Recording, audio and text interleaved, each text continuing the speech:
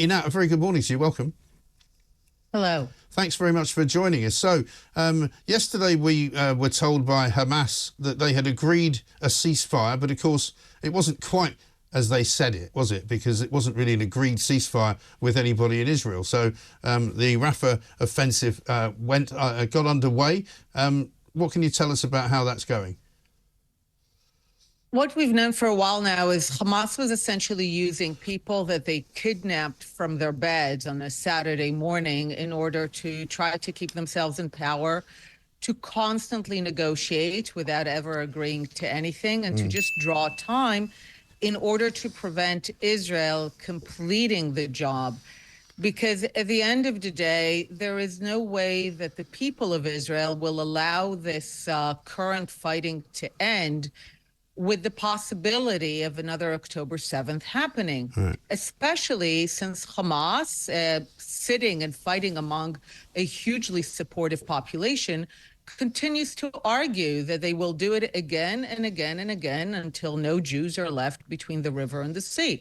So we can't kind of stop right now and say, okay, back to normal, because we know that we have on our border an enemy with both the will and the capability to do it once more. Is there any alternative to continuing to pursue Hamas, you know, through the civilian buildings and under the streets and into the tunnels and all of that? I mean, is there, do you think, a plan B, if you like, so that at some point or other, perhaps Benjamin Netanyahu could say, well, as long as we can safeguard the people of Israel by putting in some kind of buffer zone or some kind of very heavily guarded border, that might work?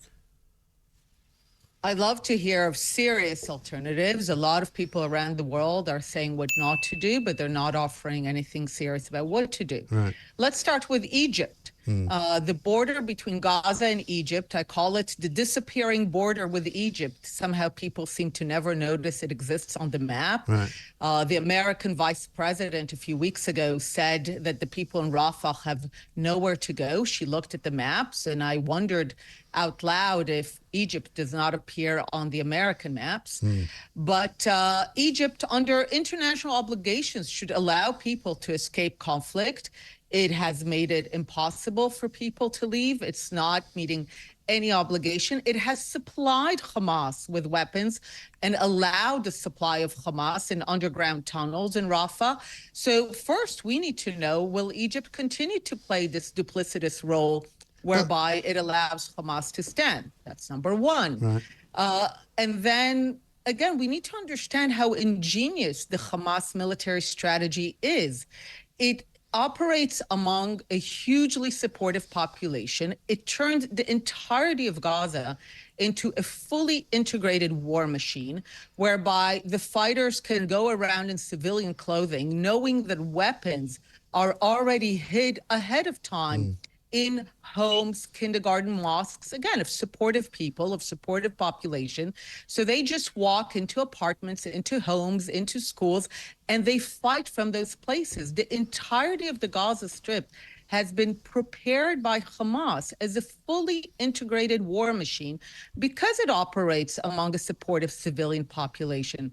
So we need a plan that does not only destroy the fighters of Hamas, we need a plan that shows how the population moves away from its ideology of from the river to the sea, like the Japanese, like the Nazis.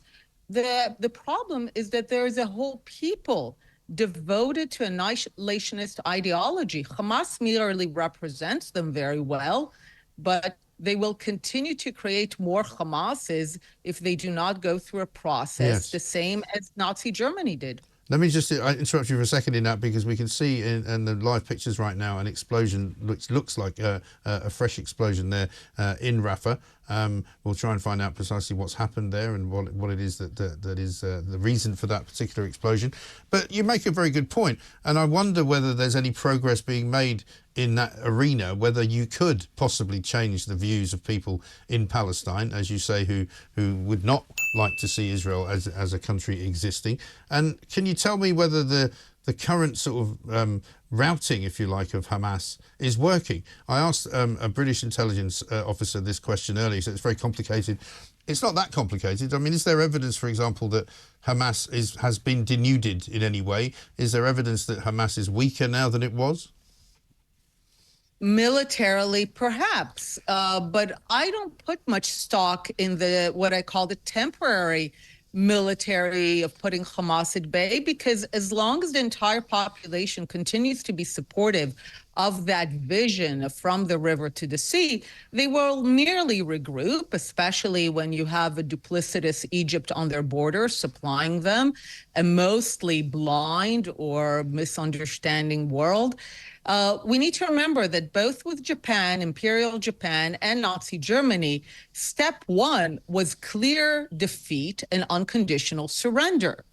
The fact that so many in the world have normalized Hamas as a negotiating partner, the idea that you can kidnap people from their beds on a Saturday morning and then you negotiate. Yeah.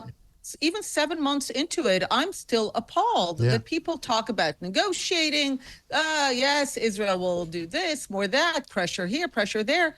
The message should have been from day one, Israel owes you nothing. You do not get to cross a border into a sovereign country, kidnap people from their homes, and then you negotiate.